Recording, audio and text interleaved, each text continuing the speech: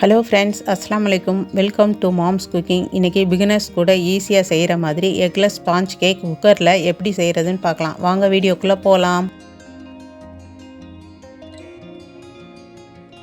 முதல்ல வெட் இன்க்ரீடியன்ட் சேர்த்துக்கலாம். அதுக்கு ஒரு பவுலில் 1/2 கப் பால், 1/4 கப் மோர், 1/3 கப் எண்ணெய், அப்புறம் வெனிலா எசன்ஸ் 1/2 டீஸ்பூன் ஊற்றி மிக்ஸ் பண்ணிக்கோங்க. நல்லா மிக்ஸ் ஆனதுக்கப்புறம் ட்ரை இன்க்ரீடியன்ட் சேர்த்துக்கலாம். 1 cup maida, 1 teaspoon baking powder, 1/2 teaspoon baking soda, 1 cup powder sugar, 1 pinch உப்பு சல்லடையில் போட்டு சலிச்சுக்கோங்க. சலிச்சதுக்கப்புறம் கட்டி இல்லாமல் நல்லா மிக்ஸ் பண்ணிக்கோங்க. நான் சொல்கிற ஸ்டெப்பை அப்படியே ஃபாலோ பண்ணுங்கள். அப்போ தான் ஸ்பாஞ்சியாக கேக் வரும். பிகினர்ஸ் கூட பெர்ஃபெக்டாக இந்த கேக்கை செஞ்சிடலாம். மிக்ஸ் பண்ணதுக்கப்புறம் கேக் பேட்டர் இப்படி தான் இருக்கும். இப்போ இதை கேக் டின்னில் ஊற்றிடலாம். நான் 7 இன்ச் கேக் டின்னை எடுத்திருக்கேன். இப்போ ப்ரெஸ் வச்சு எண்ணெய் தடவிக்கோங்க. ரொம்ப எண்ணெய் தடவிடாதீங்க, அப்படி தடவுனா சைடெல்லாம் கிறிஸ்பியாக ஆயிரும். கேக் டின் சைஸுக்கு பட்டர் பேப்பர் கட் பண்ணதை இதில் வச்சுக்கிறேன்.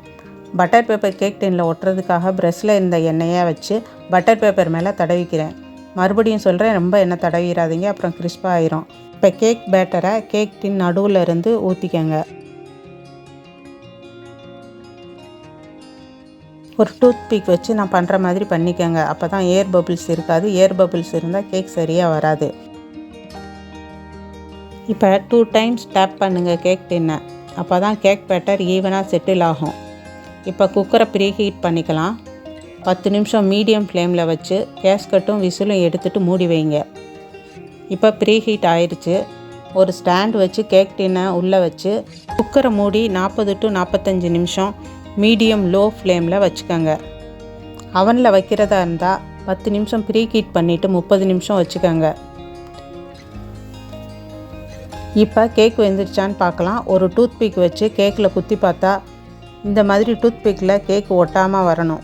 இப்போ நம்ம கேக் வெந்துருச்சு. அவ்வளோதான், spongy eggless vanilla cake ready. ஆறினோடனே பிளேட்டுக்கு மாற்றி கட் பண்ணிக்கோங்க. பாருங்கள் எவ்வளோ ஸ்பாஞ்சியாக இருக்குன்னு. இதை வீட்டில் கண்டிப்பாக ட்ரை பண்ணி பாருங்கள். இந்த வீடியோ பிடிச்சிருந்தா லைக் பண்ணுங்கள், ஷேர் பண்ணுங்கள். மறக்காமல் மாம்ஸ் குக்கிங் சேனலை சப்ஸ்கிரைப் பண்ணுங்கள். தேங்க்ஸ் ஃபார் வாட்சிங்.